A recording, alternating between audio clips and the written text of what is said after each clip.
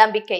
ஏன், எதற்கு, எப்படி? இது வெறும் கேள்விகள் கிடையாது. நமக்கு அறிவை தரக்கூடிய முக்கியமான விஷயங்கள் அப்படின்னு தான் சொல்லணும். ஏன்னா இந்த மாதிரியான கேள்விகளுக்கு அறிவியல் ரீதியான உண்மைகளை நீங்க தெரிஞ்சுக்கும் பொழுது இந்த உலகமே எப்படி இயங்குது அப்படின்ற ஒரு கிளாரிட்டி உங்களுக்கு கிடைக்கும். இந்த மாதிரியான அறிவியல் பூர்வமான தகவல்களை தான் நம்மளுடைய இந்த சீரிஸ் மூலமா பார்த்துட்டு வரோம். இன்றைக்கும் நிறைய தெரிஞ்சுக்கலாம்.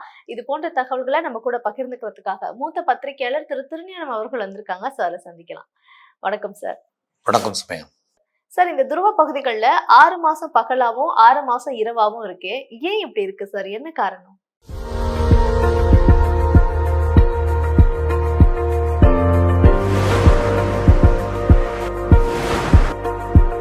பூமியின் வட துருவத்திலும் தென் துருவத்திலும் 6 மாதம் பகலாக இருக்கிறது, 6 மாதம் இரவாக இருக்கிறது. இந்த 6 மாத பகலின் போது அங்குள்ள பகுதிகளில் நள்ளிரவில் கூட சூரியன் பிரகாசிக்கும்.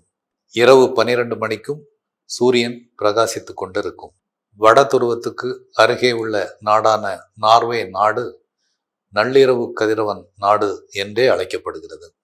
இப்படி துருவ பகுதிகளில் 6 மாதம் பகலாகவும் 6 மாதம் இரவாகவும் இருப்பதற்கு மிக முக்கியமான காரணம் பூமி தனது அச்சில் சாய்ந்து இருப்பதுதான். பூமி சூரியனை சுற்றி வரும்போது நேராக நிற்காமல் 23.5 டிகிரி சாய்ந்த நிலையில் சுற்றி வருகிறது. இதுதான் இந்த நீண்ட நேர பகல், நீண்ட நேர இரவு துருவ பகுதிகளில் நிலவுவதற்கு காரணம். பூமி சூரியனை சுற்றி வரும்போது ஆண்டின் 6 மாதங்கள் வட துருவம் சூரியனை நோக்கி சாய்ந்திருக்கும். அடுத்த 6 மாதங்கள் தென் துருவம் சூரியனை நோக்கி சாய்ந்திருக்கும். பூமியின் வட துருவம் சூரியனை நோக்கி சாய்ந்திருக்கும் 6 மாத காலமும் அங்கே பகலாகவே இருக்கும். அதே 6 மாத காலகட்டத்தில் தென் துருவம் இரவாகவே இருக்கும். அதே வேளையில் ஈக்வட்டார் என்று அழைக்கப்படும் பூமியின் மத்திய பகுதியில் பெரும்பாலும் பகலும் இரவும் ஒவ்வொரு நாளும் சமமாக இருக்கும். ஏனென்றால் அங்கே பூமியின் அச்சு சாய்வின் தாக்கம் குறைவு. பூமியின் துருவ பகுதியில் 6 மாத காலம் தொடர்ந்து பகலாக இருந்த போதும் அங்கே சூரியனின் கதிர்கள் சாய்வாக விழுவதால் வெப்பத்தின் தாக்கம் குறைவாகவே இருக்கும். இப்படி பூமியின் துருவ பகுதிகளில் 6 மாதம் தொடர்ந்து பகல், 6 மாதம் தொடர்ந்து இரவு என்பது இயற்கையின் ஒரு அற்புதம் தான். ஃபைன் சார், காரணத்தை நல்லாவே தெரிஞ்சிட்டோம். சார், அடுத்த கேள்வி, இந்த தென் துருவங்கள்ல பெண் குயின்கள் அதிகமா வாழுது, வட துருவங்கள்ல அப்படி இல்ல அப்படின்ட்டு கேள்விப்படுறோம். ஏன் சார்?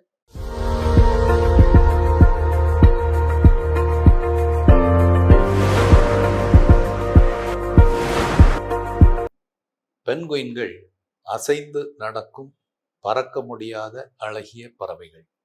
பெண்குயின்கள் தெற்கு அரைக்கோளத்தில் மட்டுமே, அதாவது பெரும்பாலும் அண்டார்டிகா பகுதியில் மட்டுமே காணப்படுகின்றன. வட அரைக்கோளத்தில் காணப்படுவதில்லை இயற்கையாக. இதற்கு முக்கிய காரணங்கள்: ஒன்று பரிணாம வளர்ச்சி காரணங்கள், இரண்டாவது புவியியல் காரணங்கள், மூன்றாவது சூழல் காரணங்கள். பரிணாம வளர்ச்சி காரணங்கள்: பெண்குயின்கள் கிட்டத்தட்ட 6 கோடி ஆண்டுகளுக்கு முன்பாக அவற்றுடைய மூதாதையர்கள் தென் அரைக்கோளத்தில் இருந்து தோன்றின. அப்போது பூமியின் கண்டங்கள் உருவாகி இருக்கவில்லை. எல்லா நிலப்பகுதியும் இணைந்து ஒரே பகுதியாக இருந்தது.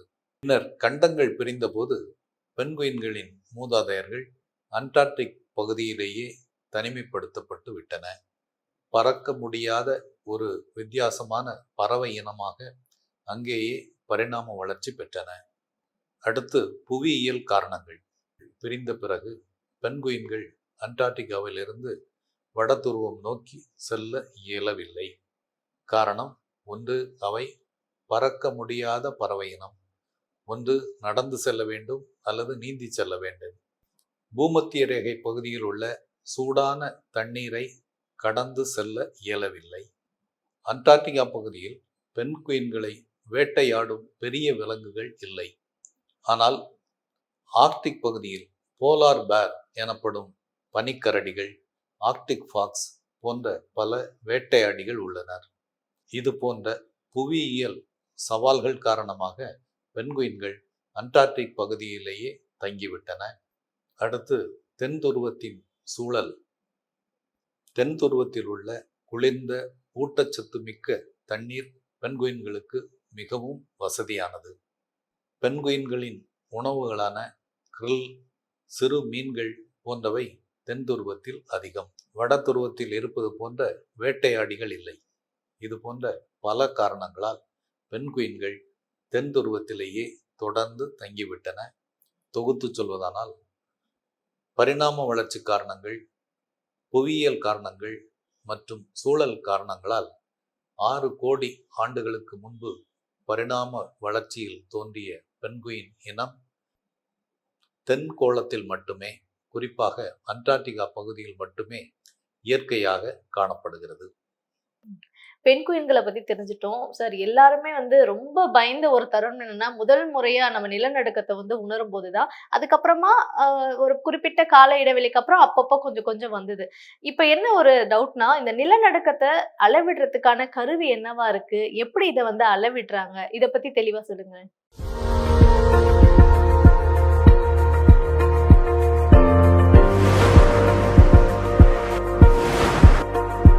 நாம் வாழும் பூமி மிகப்பெரிய கண்டத்தட்டுகளால் ஆனது.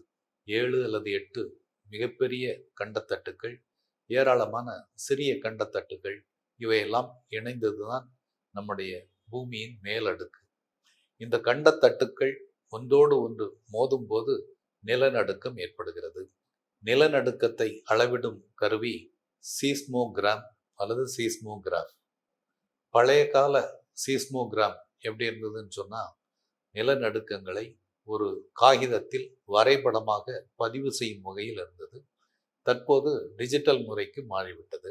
நவீன டிஜிட்டல் சீஸ்மோமீட்டர்கள் இயந்திரவியல் மற்றும் மின்னணுவியல் தொழில்நுட்பங்களின் கலவையாக செயல்படுகின்றன.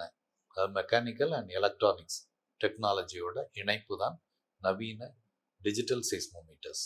நவீன டிஜிட்டல் சீஸ்மோமீட்டரில் ஒரு வலுவான காந்தம் இருக்கும். அந்த காந்தம் ஒரு கம்பி சுருளில் கட்டி தொங்கவிடப்பட்டிருக்கும். அந்த கம்பி சுருள் ஒரு ஃப்ரேம் மூலமாக இணைக்கப்பட்டிருக்கும். ஒரு பகுதியில் நிலநடுக்கம் ஏற்படும் போது பூமி அதிர்கிறது, அந்த கருவியின் ஃப்ரேமும் அதிர்கிறது.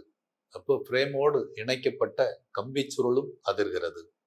அதே வேளையில் அந்த கம்பி சுருளில் கட்டி தொங்கவிடப்பட்டிருக்கும் காந்தம் அதனுடைய நிலைமம் காரணமாக நிலையாக நிற்க முயற்சிக்கிறது. ஃபாரடே மின்காந்த தூண்டல் விதியின்படி ஒரு காந்த புலத்துக்குள் கம்பி சுருள் அசையும் போது ஒரு சிறிய மின் அழுத்தம் தூண்டப்படும். அதாவது சிறிய வோல்டேஜ் உருவாகிறது.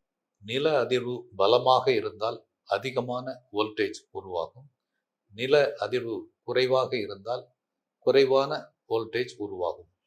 இந்த அனலாக் வோல்டேஜ் இதுதான் நிலநடுக்கத்தின் முதலாவது எலக்ட்ரிக் சிக்னல். நவீன சீஸ்மோமீட்டர்களில் ஒரு ஏடிசி இருக்கும். ஏடிசி என்பது அனலாக் டு டிஜிட்டல் கன்வெர்ட்டர்.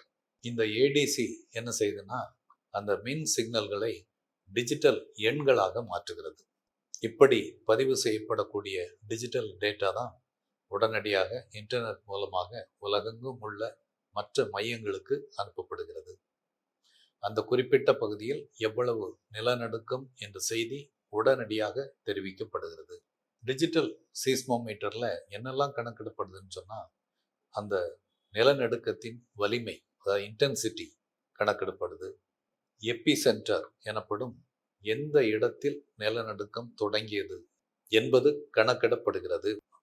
நில அதிர்வு வந்த நேரம், ஆழம் அனைத்தும் கணக்கிடப்படுகிறது.